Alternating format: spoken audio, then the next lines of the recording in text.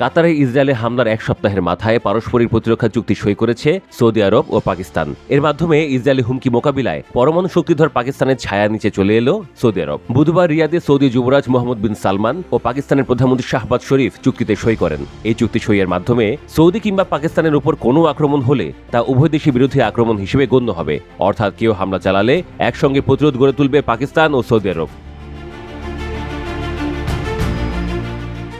সম্প্রতি কাতারের ভূখণ্ডে ইসরায়েলে হামলার পর থেকে হুঁশ ফিরতে শুরু করেছে মুসলিম দেশগুলোর। মধ্যপ্রাচ্য ও অন্যান্য মুসলিম দেশগুলোর জন্য ইসরায়েল ক্রমেই হুমকি হয়ে উঠছে, এটি হারে হারে টের পাচ্ছে তারা।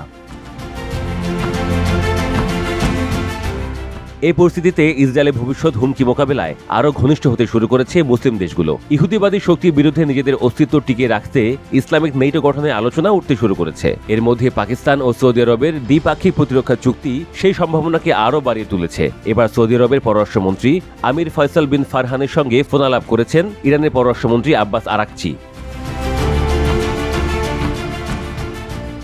বৃহস্পতিবার ওই ফোনালাপে তারা তেহরান ও রিয়াদের মধ্যে দ্বিপাক্ষিক সম্পর্ক নিয়ে কথা বলেন। আন্তর্জাতিক পরিস্থিতি নিয়েও মতবিনিময় করেন তারা। তবে ফোনালাপে আলোচনার মূল বিষয় ছিল সৌদি আরব ও পাকিস্তানের মধ্যে সই হওয়া নতুন পারস্পরিক প্রতিরক্ষা চুক্তি।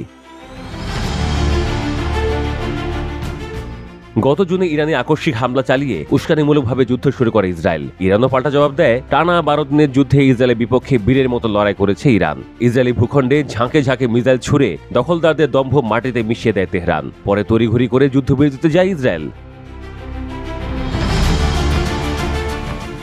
যুদ্ধের পর থেকে ইসরায়েলকে নিয়ে মধ্যপ্রাচ্য ও মুসলিম বিশ্বকে সতর্ক করে আসছিল ইরান। ইসরায়েল ক্রমেই মধ্যপ্রাচ্য জুড়ে যুদ্ধ বাঁধিয়ে অশান্তি সৃষ্টি করবে বলেও মুসলিম বিশ্বকে বার্তা দিয়ে আসছিল তেহরান। এর মধ্যেই গত 9 সেপ্টেম্বর কাতারে থাকা হামাস নেতাদের উপর হামলা চালায় ইসরায়েল। কাতারের মতো শান্তিপূর্ণ দেশে হামলা চালিয়ে দেশটির সার্বভৌমত্বে সরাসরি আঘাত হানে দখলদাররা। কাতারের ওপর ওই হামলার পর ইরানের সতর্কবার্তা কাটায় কাটায় মিলে যায়। এরপর থেকে ঐক্যবদ্ধ থাকার প্রয়োজনীয়তা বুঝতে শুরু করে মুসলিম সংখ্যাগরিষ্ঠ সৌদি আরবের মতো আমেরিকা ঘেঁষা দেশগুলো। এরপরে পাকিস্তানের সঙ্গে প্রতিরক্ষা চুক্তি করে তারা। এদিকে বহু বছর ধরে আঞ্চলিক বিভিন্ন ইস্যুতে ইরানের সঙ্গে সৌদির সম্পর্ক বেশ প্রতিদ্বন্দ্বিতাপূর্ণ। তবে 2023 সালে চীনের মধ্যস্থতায় কূটনৈতিক সম্পর্ক পুনঃস্থাপন করে ইরান ও সৌদি। এর মধ্যে ইরান ও সৌদি পররাষ্ট্রমন্ত্রী ফোনালাপ হয়তো নতুন সম্পর্কের বার্তা দিচ্ছে। তাহলে কি এবার ইসরায়েলকে রুখতে পাকিস্তান ও সৌদির প্রতিরক্ষা জোটে ঢুকবে ইরান?